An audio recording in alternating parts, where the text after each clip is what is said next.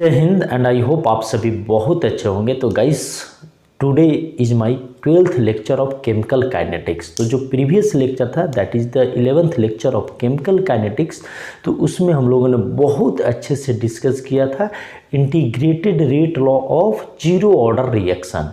Terminology थे, जितने भी जो कॉन्सेप्ट थे हमने उसे कवर किया था लेक्चर 11th में। और गाइज आज का जो लेक्चर 12th है उसमें हम डिस्कस करेंगे सिर्फ और सिर्फ numericals based on the zero order kinetics. Okay, so let's see the numericals based on the zero order kinetics. तो गाइज यहाँ पे अब चूंकि हम लोग integrated rate law of zero order reaction है, तो गाइज एक चीज़ आप याद रखो कि जब कभी भी आप जब केमिकल काइनेटिक्स के जब न्यूमेरिकल्स करने जा रहे हो और अगर आपको मालूम है कि ये किस ऑर्डर का रिएक्शन है, तो आपको जो integrated rate law of zero order reaction है तो उसके जो कुछ फार्मूलाज हैं, उसके जो कुछ कॉन्सेप्ट है वो आपको याद रखने हैं। तो आपको क्या क्या याद रखना है आप यहाँ पे देख लो।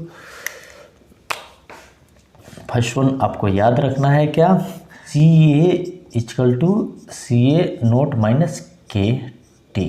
A is giving B is the product and A is the reactant। तो बहुत सारे बुक्स में आपको ये जो कॉन्सेंट्रेशन ऑफ ए है इसको इस तरह से भी डिनोट किया जाता है। तो both are same, so don't be confused with these letters. Okay, इस तरह से भी, तो इसे भी हम कॉन्सेंट्रेशन ही बोलते हैं। Concentration of A, concentration of A naught means initial concentration minus की T, both are same. Clear है।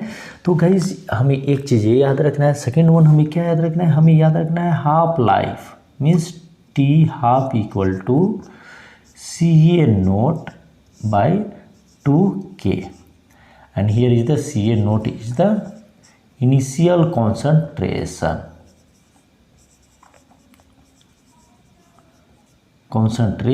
of reactant।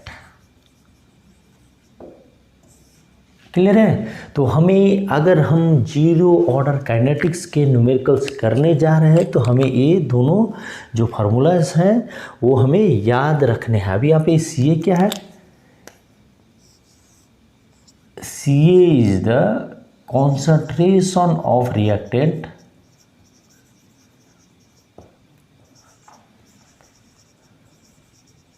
रिमेनिंग मीन्स जो बच गया है उस कॉन्सेंट्रेशन का, जो कंज्यूम हो गया है उस कॉन्सेंट्रेशन का हम लोग बातें नहीं कर रहे हैं। क्लियर है। तो concentration of reactant remaining after time T। तो गाइस जो जीरो ऑर्डर जो काइनेटिक्स है, अगर हमें ये formula number 1 and formula number अगर 2 याद है तो हम इसके सारे क्वेश्चन बहुत ही इजी वे में कर लेंगे। क्लियर है। तो चलो हम लोग देखते हैं क्वेश्चन नंबर 1।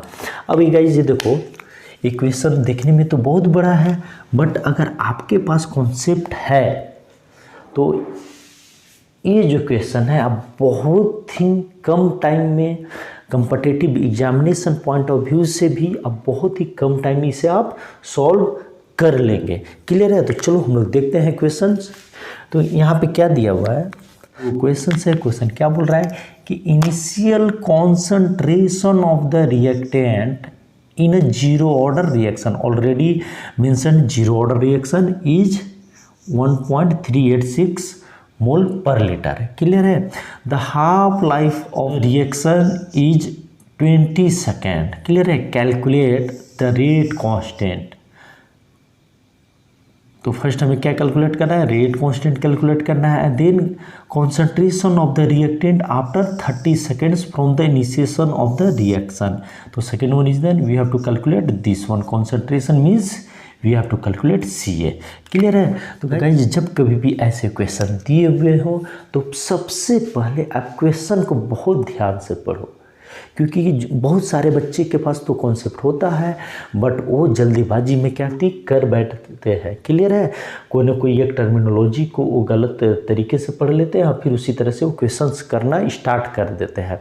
तो गाइज अगर आप कोई भी न्यूमेरिकल्स आइदर ये कॉम्पिटिटिव एग्जामिनेशन हो या आपका बोर्ड का एग्जामिनेशन हो, तो अगर आप क्वेश्चन बहुत अच्छे से आपने रीड किया और उसको समझ लिया तो आपके पास अगर कॉन्सेप्ट है, आपने अगर पास्ट में बहुत अच्छे से पढ़ाई किया है तो आप कोई भी क्वेश्चंस कर डालोगे। क्लियर है? मीन्स सिंपली अगर आपने क्वेश्चन अच्छे से पढ़ा और आपके पास कॉन्सेप्ट है तो आप कोई भी क्वेश्चन को फोड़ दोगे। क्लियर है? तो चलो अब हम लोग इसका सॉल्यूशन करते हैं। क्लियर है? तो क्लियर है, सॉल्यूशन करते हैं। तो सॉल्यूशन जब कभी भी करेंगे तो हम पहले क्या देखेंगे कि हमारे जो क्वेश्चंस है उसमें क्या क्या गिवन है। तो गिवन क्या है? Initial concentration of reactant. मान लो reactant is the A. Clear है? तो हम इसको ए भी लिख सकते हैं या आप ऐसे भी लिख सकते हो। तो C A naught is indicating initial concentration equal to 1.386 mole litre inverse. Clear है? और हमें क्या गिवन है? The half life of the reaction is 20 second. Clear है? तो हमें क्या कैलकुलेट करना है? हमें first one is we have to calculate the rate constant, means we have to calculate K and concentration of the reactant and we have to calculate C ए। ये हमें calculate करना है। क्लियर है? तो चलो हम लोग देखते हैं कि भाई यहाँ पे बस क्या गिवन है। हमारे पास गिवन है, ये भी गिवन है और कॉन्सेंट्रेशन भी गिवन है। तो अगर आपके पास कॉन्सेप्ट है, अगर आपको एक फार्मूला याद है तो हम बहुत सिंपल वे में क्या कैलकुलेट कर सकते हैं? सिंपल वे में हम रेट कांस्टेंट कैलकुलेट कर सकते हैं। तो गाइस तो यहाँ पे क्या है? टी हाफ इक्वल टू क्या होता है? C A naught divided 2K। Clear है? अब यहाँ पे आप कैलकुलेट कर लो। तो आपको यहाँ पे क्या है? तो यहाँ से क्या आ गया? हमें क्या कैलकुलेट करना है? हमें कैलकुलेट करना है K। तो K इक्वल टू क्या आ गया? C A naught divided by 2 into T half equal to, अब यहाँ पे सी ए नोट का वैल्यू पुट करो 1.386 मोल पर लीटर, यहाँ पे 2 और यहाँ पे 20 सेकेंड। क्लियर है? जब आप इसे कैसे कैलकुलेट करोगे तो जो के का जो वैल्यू आएगा वो कितना आएगा? 0.346 मोल पर लीटर पर सेकेंड। तो आप इसे कैलकुलेट करके देख लो, क्योंकि मुझे ये याद है तो इसलिए मैंने फिगर लिख दिया है। क्लियर है? तो हम लोगों ने क्या फाइंड कर लिया? हम लोगों ने फाइंड कर लिया रेट कांस्टेंट की वैल्यू। क्लियर है? अब देखो गाइस सेकंड क्वेश्चन में क्या बोल रहा है। अब क्वेश्चन को पहले समझो।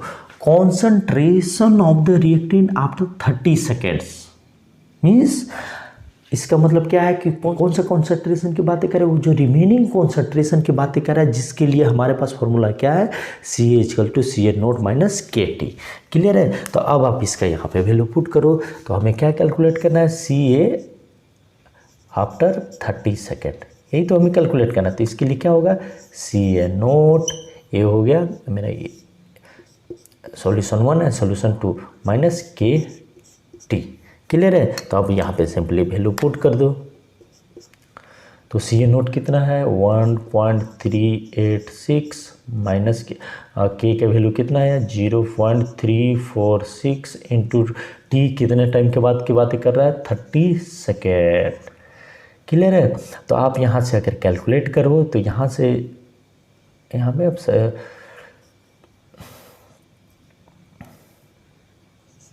तो अगर आप यहाँ पे कैलकुलेट करेंगे तो आपका जो वैल्यू आएगा, आप इसे करके देख लेना। तो ये वैल्यू आएगा 0.348 मोल लीटर इनवर्स या मोल पर लीटर।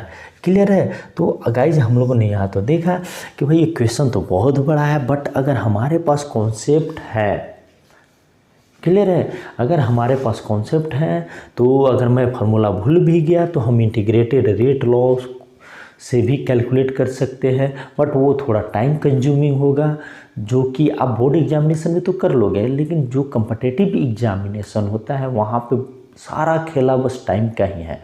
वहाँ पे सारे जो बच्चे हैं सबको क्वेश्चन सॉल्व करने आता है, बट सबसे बड़ा जो वहाँ जो गेम चेंजर होता है, जो कौन बच्चा कितने कम टाइम में किसी पर्टिकुलर न्यूमेरिकल्स को, किसी पर्टिकुलर क्वेश्चन को अटेंड कर पा रहा है। क्लियर है? तो इस तरह से हम लोगों ने देखा है कि इतने बड़े जो क्वेश्चन था उसका जो मीन्स जो सॉल्यूशन था वो बहुत ही इजी था अगर हमारे पास कॉन्सेप्ट है तब। क्लियर है? तो ये हो गया क्वेश्चन नंबर 1 और अब हम लोग चले जाते हैं क्वेश्चन नंबर 2 में। क्लियर है? अब देखो ये भी क्वेश्चन देखने में तो बहुत बड़ा है, बहुत लेंदी लग रहा है, बट इसका सॉल्यूशन गाइस बहुत ही इजी है। क्लियर है? बट इसके लिए हमें क्वेश्चन को समझना होगा और मैंने अभी तक जो आपके जितने भी जो कॉन्सेप्ट बताए थे वो आपको याद होना चाहिए। क्लियर है? तो चलो देखते हैं सेकेंड क्वेश्चन क्या है। Second question, at constant temperature and high pressure. यहाँ पे कांस्टेंट टेम्परेचर का इसलिए बोला जा रहा है क्योंकि जो के का जो वैल्यू होता है, रेट कांस्टेंट का जो वैल्यू होता है विथ रिस्पेक्ट टू टाइम वो चेंज होता है। तो यहाँ पे ये बता रहा है कि जो के का जो वैल्यू है वो कांस्टेंट है। क्लियर है? यहाँ पे the given reaction is of zero order. Clear है? Given reaction is of zero order. तो क्या है यहाँ पे इन्होंने देखा है कि अमोनिया को जब इन्होंने ब्रेक किया तो हमें क्या मिल रहा है, N2 गैस मिल रहा है और H2 गैस मिल रहा है। मैंने यहाँ पे स्टोइचियोमेट्रिक कोफिशिएंट भी बैलेंस है। If the rate constant of the reaction is 3 × 10⁻⁴ mole per litre per second, then calculate the rate of formation of N2 and H2। अब यहाँ पे आपका आ गया कहाँ पे, जो मैंने फर्स्ट या सेकेंड जो लेक्चर था जिसमें मैंने बताया था कि रेट ऑफ रिएक्शन को हम लोग कैसे लिखते हैं with respect to reactant and with respect to product. Clear है? तो गाइज एक चीज़ यहाँ पे आप देखो कि अगर ये जीरो ऑर्डर नहीं होता, फॉर एग्जाम्पल यहाँ पे जीरो ऑर्डर नहीं दिया हुआ है, तो हम इसे कैसे आइडेंटिफाई करते कि ये जो क्वेश्चंस है वो जीरो ऑर्डर रिएक्शन का है। अभी गाइज मैंने एक आपको फार्मूला बताया था कि के का जो यूनिट होता है, मीन्स आप ऐसे लिख लो, unit of K equal to mole per litre 1 - n second inverse. यही तो है।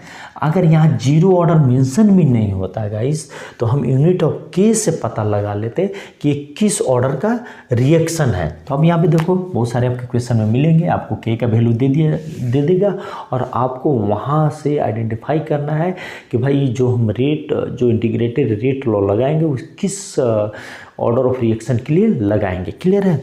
तो अब यहाँ पे देखो, अब यहाँ पे क्या है, अगर यहाँ पे जीरो अगर कर दे या आप ऐसे सोचो यहाँ पे n है और यहाँ पे के का यूनिट क्या दिया हुआ है, यहाँ पे देखो के का यूनिट क्या है, यहाँ पे है मोल लीटर, यहाँ पे 1 ऑलरेडी है एंड यहाँ पे इन्वर्स। तो यहाँ पे ऑटोमेटिकली अगर यहाँ 1 - 0 होगा तभी ये क्या होगा, ये यूनिट आएगा, तो इसीलिए ये जीरो ऑर्डर रिएक्शन है। तो इस तरह से भी हम जो ऑर्डर ऑफ रिएक्शन है with the help of unit of rate constant we can determine the order of reaction। Clear है? तो चलो अब हम लोग back to the questions. Okay, तो अब हम लोग यहाँ देखते हैं कि भाई यहाँ पे तो हो गया। अब यहाँ पे मैंने एक कॉन्सेप्ट और आपको बोला कि याद करो कि जब हम लोग रेट ऑफ रिएक्शन जब लिखते थे गाइस तो हम लोग कैसे लिखते थे। क्लियर है? तो रेट ऑफ रिएक्शन, अब यहाँ पे हमारे पास इंफॉर्मेशन क्या है, जीरो ऑर्डर रिएक्शन है। तो जीरो ऑर्डर रिएक्शन जब है तो यहाँ पे क्या है, तो जीरो ऑर्डर रिएक्शन के लिए क्या होता है के ए यहाँ to the power 0, it means R is equal to K. हमारे पास तो एक मिल गया, मीन्स यहाँ पे जो रेट है, रेट ऑफ R ओ R है या R है, उसका वैल्यू कितना है, value of K equal to कितना है 3 × 10⁻⁴ mole litre inverse second inverse. Clear है? अब आपके क्वेश्चन में क्या पूछा, calculate the rate of formation of N2 and H2। Clear है? तो अब गाइज हम लोग चलते हैं लेक्चर नंबर 1 और 2 की तरफ। तो यहाँ पे हम लोग कैसे लिखते थे, rate equal to with respect to the product and with respect to the reactant. Clear है? तो अब यहाँ पे देखो, यहाँ पे क्या है, यहाँ पे जो रिएक्टेंट है वो क्या है, तो इसको हम कैसे लिखेंगे, -1, यहाँ पे स्टोइचियोमेट्रिक कोफिशिएंट क्या है 2, यहाँ पे हो गया NH3 3d/dt। क्लियर है। इक्वल टू क्या हो गया, यहाँ पे देखो प्रोडक्ट है तो प्रोडक्ट में हम लोग नेगेटिव नहीं करते हैं, तो हम लोग क्या करते हैं यहाँ पे 1। अब यहाँ पे क्या है, n2 का स्टोइचियोमेट्रिक कोफिशिएंट 1 है, तो यहाँ पे क्या हो गया d/dt इक्वल टू, अब यहाँ पे देखो इसका स्टोइचियोमेट्रिक कोफिशिएंट क्या है, d/dt। क्लियर है। अब यहाँ पे हमें तो हमारे पास तो एक हमारे हम लोग सभी लोग जानते हैं जो कि बेसिक जो रेट ऑफ रिएक्शन का जो इक्वेशन है, इक्वेशन होता है। क्लियर है। अब गाइस इसमें आप एक देखो, इस टर्मिनोलॉजी को हम लोग क्या बोलते हैं, only dN2/dt and here is the dH2/dt means कौन सा ले रहे, तो ये दोनों को हम लोग क्या बोलते हैं, rate of formation of product, rate of formation of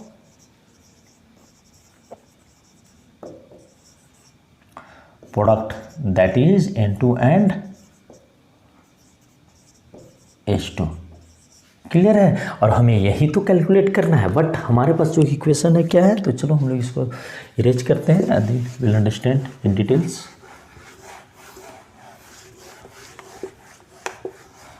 अब यहाँ पे देख लो आप कि भाई हमें क्या करना है, मेरे क्वेश्चन में calculate the rate of formation of N2 and H2। तो हमारे पास एक इक्वेशन क्या है, हमें अगर इस इक्वेशन से तो R इक्वल टू क्या हो गया, हमें क्वेश्चन में क्या फाइंड करना है, हमें NH3 से कोई मतलब नहीं है क्योंकि इसके बारे में कोई डिटेल हमें क्वेश्चन में मांग ही नहीं रहा है। तो हम कहाँ पे चले जाएंगे, हम चले जाएंगे concentration of N2/dt and this one is called formation of N2। तो यहाँ पे क्या है, R इक्वल टू क्या है K, तो मीन्स अगर मेरे से तो इसका मतलब क्या हुआ, फॉर्मेशन ऑफ,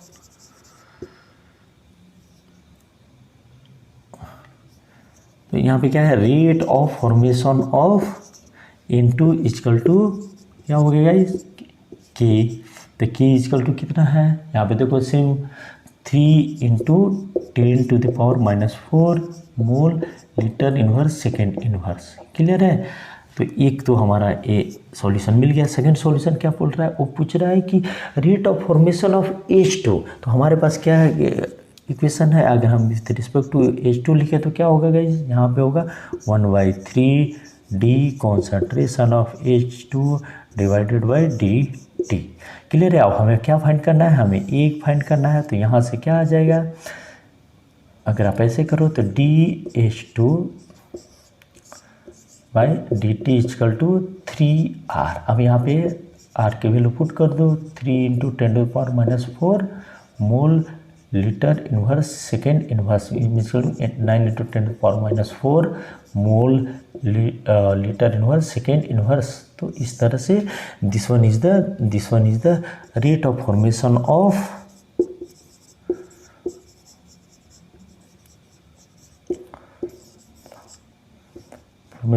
H2। क्लियर है। तो इस तरह से हम जो काइनेटिक्स के जो न्यूमेरिकल्स होते हैं, काइनेटिक्स के जो क्वेश्चन होते हैं, हम उस तरह से उसे सॉल्व करते हैं। तो इसमें सबसे बड़ा इम्पोर्टेंट जो पॉइंट है वो पॉइंट क्या है कि आपको क्वेश्चंस का लेंथ देखकर आपको डरना नहीं है, वो सिर्फ आपको डराने के लिए है। अगर आपके पास कॉन्सेप्ट है तो आप प्लीज़ बहुत केयरफुली क्वेश्चंस को रीड करें एंड देन आप क्वेश्चन को सॉल्व करना स्टार्ट करें। और जब आप देखोगे कि जैसे ही आपने स्टार्ट किया क्वेश्चन सॉल्व करना, अगर आपके पास फुल कॉन्सेप्ट है तो क्या होगा कि जितने भी जो मल्टी लाइनर जो क्वेश्चंस हैं या जितने भी जो लेंथी क्वेश्चंस हैं उनका जो आंसर है, उनका जो सॉल्यूशन है उतना ही शॉर्ट होगा। तो गाइस मैंने जस्ट कोशिश किया। तो आप अब कोई भी बुक उठा लो जीरो ऑर्डर काइनेटिक्स से रिलेटेड, और अब आप कोई भी क्वेश्चंस करो, सारे क्वेश्चन अब आपसे होंगे। क्लियर है। तो इस तरह से हम लोगों ने यहाँ कंप्लीट किया जीरो ऑर्डर काइनेटिक्स और integrated rate law of zero order kinetics. Clear है। एंड गाइज जो नेक्स्ट लेक्चर होगा it is the lecture number 13, उसमें हम लोग स्टार्ट करेंगे फर्स्ट ऑर्डर रिएक्शन। तो उसमें भी हम लोग बहुत डिटेल से पढ़ने वाले हैं। क्यों? क्योंकि जितने भी जो कम्पिटिटिव एग्जामिनेशन है गाइज, आपका 80 और 90% से मोर देन जो क्वेश्चंस पूछे जाते हैं वो फर्स्ट ऑर्डर रिएक्शन से पूछे जाते हैं, वो फर्स्ट ऑर्डर काइनेटिक्स से पूछे जाते हैं। क्लियर है? तो हम लोग नेक्स्ट क्लास में स्टार्ट करेंगे फर्स्ट ऑर्डर रिएक्शन। क्लियर है? तो चलो तब तक से आप बहुत अच्छे से पढ़ाई करो। जय हिंद, जय भारत।